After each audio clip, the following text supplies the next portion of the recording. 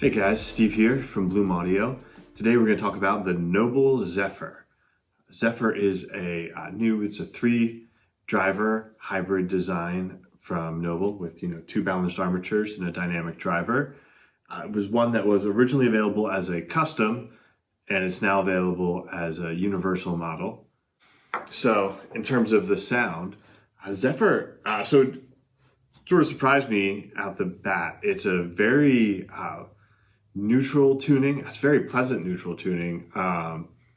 It's not as sort of used to some more accentuations in Noble Audio's drivers. I think of the Con being really notable for the treble. I have the Tux 5, which is a really strong low end performance. So the Zephyr is it's not like it's somewhere in between. It's just sort of very well balanced, neutral design. Bass is tight and generally very linear. There's really good extension into the sub bass, but there's not too much rumble. There's also not a specific emphasis in the mid bass either. It's a very neutral, linear, sort of honest bass. The same goes for the mids, where there's just a ton of detail in the mids. They are very well layered and crafted. Just a lot of body to the mids. So it's a really strong performance, but again, they're not accentuated over any other part of the signature. And then again, you get to the treble, and you're getting some good brightness and air, good sense of space from the treble, but not too much. There's no real peaks or sharpness. There's also not any feeling of really harsh roll-offs in the high end either. So in terms of soundstage, it's not a huge soundstage. It's a moderately sized. I wouldn't call it intimate. It's definitely a little bit bigger. Really good sense of depth. The width is solid. It's not as wide as it is deep, so that might be part of what presents the sound stage from feeling really, really huge. Is just a little bit narrower, but the imaging is excellent. I would say that's one of the highlights of the Zephyr, is really strong imaging. So the IEMs themselves are a moderate weight. These aren't particularly lightweight. You can see it's a aluminum shell with a material on the faceplate really kind of has a sort of a carbon fiber design to it. I've always really liked the Noble stock cable, the 8-core that this comes with. It's got a really nice feel to it. It's got a little bit of heft and weight.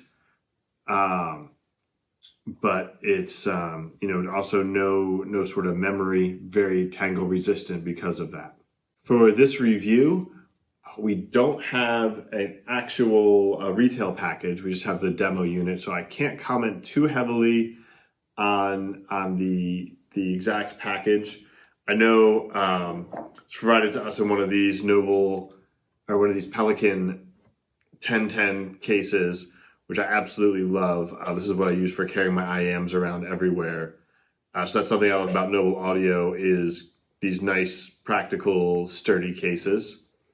I guess as long as you don't want to stick your IEMs in your pocket, because this is not going to work for that.